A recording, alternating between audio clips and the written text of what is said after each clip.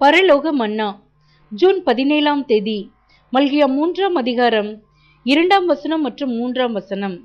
ஆனாலும் அவர் வரும் நாளை சகிப்பவன் யார்? அவர் வெளிப்படுகையில் நிலை நிற்பவன் யார்?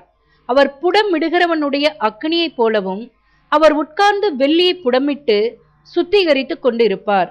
வசனங்களுக்குரிய விளக்கம். நம்முடைய குண லட்சணங்கள் எந்த அளவு அவருடைய குணங்களை பிரதிபலிக்கிறது என்று பார்த்து வருகிறார்.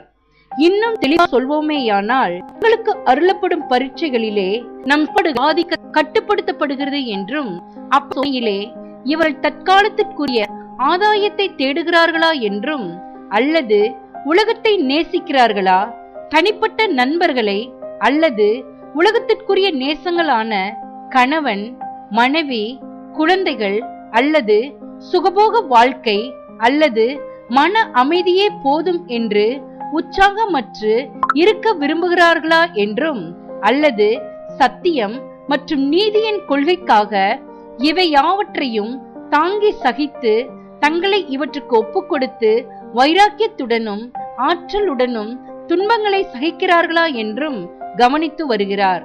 மரண பரியந்தம் விசுவாசத்தின் நல்ல போராட்டத்தை போராடுகிறார்களா என்றும் கவனித்து வருகிறார். ஆமேன்.